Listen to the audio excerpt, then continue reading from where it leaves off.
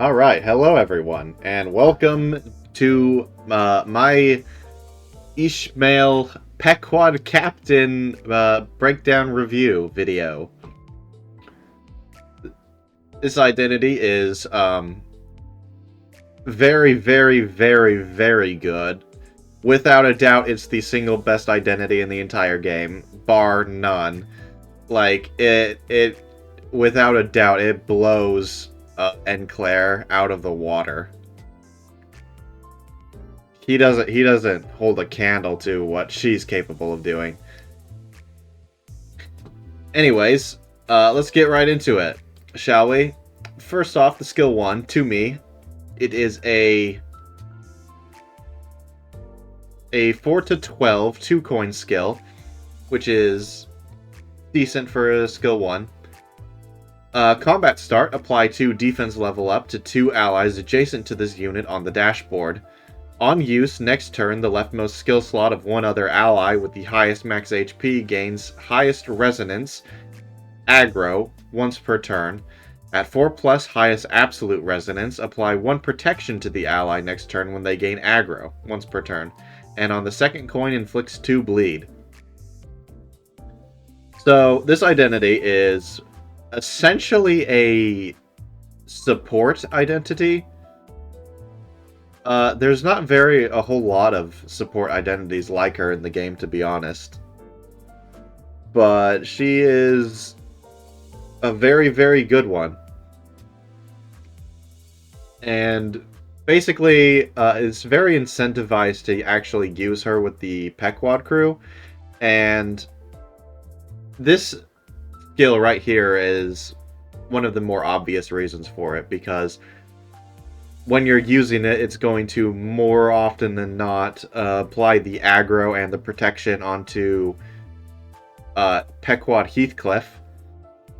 So he really likes that. He really likes having aggro and protection because he likes taking damage. It can also be good for like other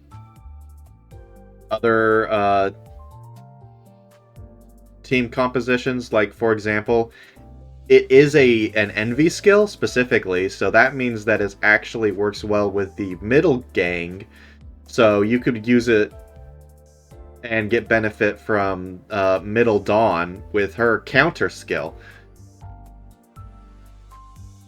For example, she could gain the aggro and the protection, and then she gets to use her counter, and it turns into her skill 3, which would be very nice. Next we have the skill 2, Pursue Them to the End. It is a 4 to 16 3-coin skill. Combat start, apply 3 offense level up to 2 allies adjacent to this unit on the dashboard. So basically, the 2 allies that are next to her get a free extra 1 clash power. Pretty good. On use, every resonance of the highest resonance adds a 20% chance that this unit orders the ally on its immediate right on the dashboard to use assist attack this turn.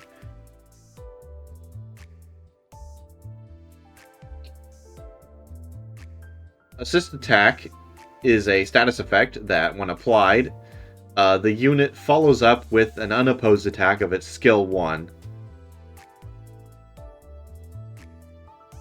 Which can be very, very useful depending on, the actual skill 1 that's being used. Like, something that can actually be pretty useful in this regard is if she's attacking an enemy that's Pierce weak, since she only does Pierce damage. Or not Pierce weak, but Pierce resistant. And then she basically triggers one of the allies that has a damage type that the enemy is fatal to, and that could actually be enough damage to be able to push them over the edge to either stagger or kill them. And at 4+ highest absolute resonance, it applies 2 damage up to the ally and additional pride power up. So if they are using a pride skill, or they have a pride skill 1, like the Pequod crew, then it gets extra power, which is pretty good. On hit with the second coin, it inflicts 2 bleed, and the third, it inflicts 1 burn. Very good skill. Without a doubt, very good skill. Also, with this 4 Absolute Resonance, that would be an 80% chance to activate it. So if you do have the damage up and the Pride power up, then that gives you an 80% chance to activate the assist attack. But you'll probably want to be getting the just one extra skill if you can to make it 100%. So yeah, very good. And finally, her skill 3, Harpoon of Obsession.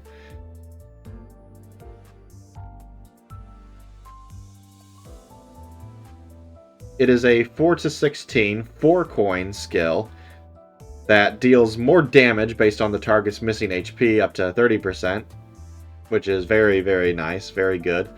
And it gains an extra coin power for every 5 bleed on the target, up to a max of 2 extra coin power. So that could boost it up to a 24 roll. And it's not that difficult to actually get that amount of bleed when you're using her with the Pequod crew.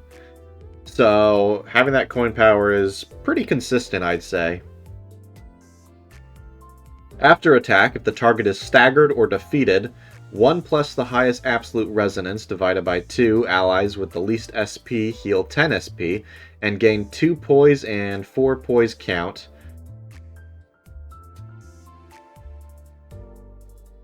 Four times max, and the maximum number of allies that can be healed is 4.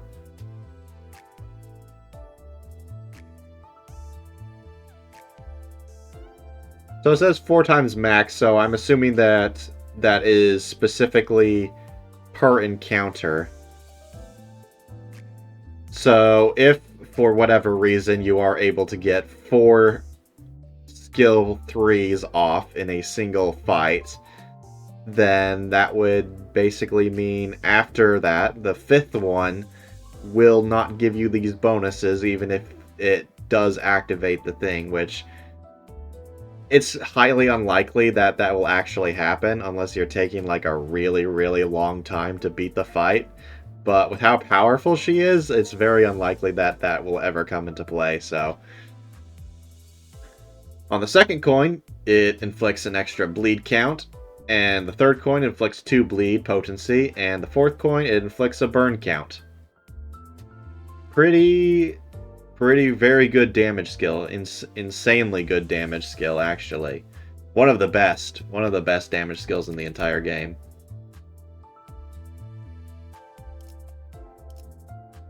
Her defense skill, Do Not Fear, is a 10 to 14 guard, which is bad. You're not going to be using this for the actual guard itself. It's absolutely terrible. You're going to be using it for its on-use effect. Heal 5 SP for 2 allies adjacent to this unit on the dashboard. I guess you could also use it because it is a Pride skill, so it would make it more likely that her skill 2 could activate the assist attack. Other than that, this thing is pretty useless though, so yeah.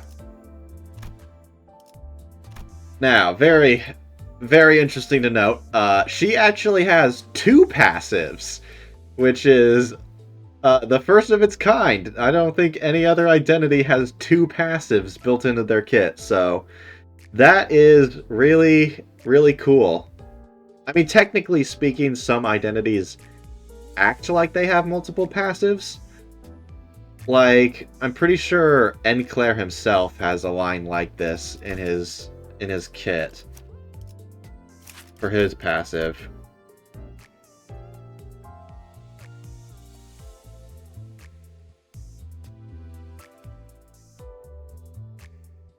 Yeah, because Enclair technically has 2 different passives built into his one, where it's the first one is he heals 50% less SP, and the second passive is that he, if 5 or more surviving units, including this unit from N Corp, they deal 10% damage. That's technically 2 separate passives, but it's all grouped into one. So it's like, it's interesting that the Pequod Captain FISHMAEL, she does have 2 passives, but it is the first of its kind, technically speaking, but also at the same time not really, because other identities have a similar multi-use passive like this, but this one is actually split up into 2 separate passives. So that's what I'm trying to say, basically.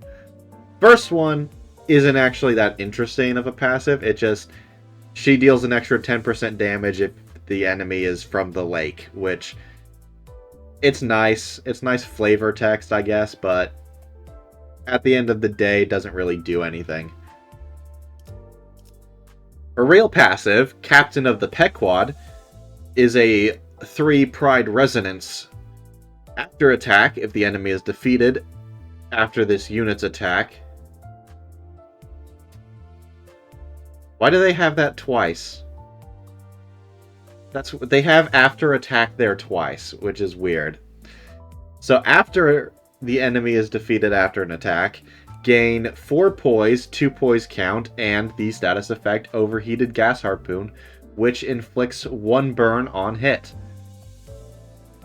2 other allies with the least SP heal 7 SP and gain 4 poise. If the allies are from the Pequod, they heal an additional 5 SP, then once per turn apply 1 Pierce power up next turn. You know, I think the reason why it has after attack labeled twice on this skill is specifically so it can work with the assist attack.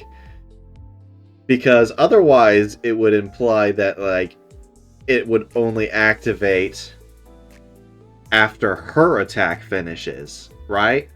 But because it says if the enemy is defeated after this unit's attack, then it might also work off of the assist attack, maybe?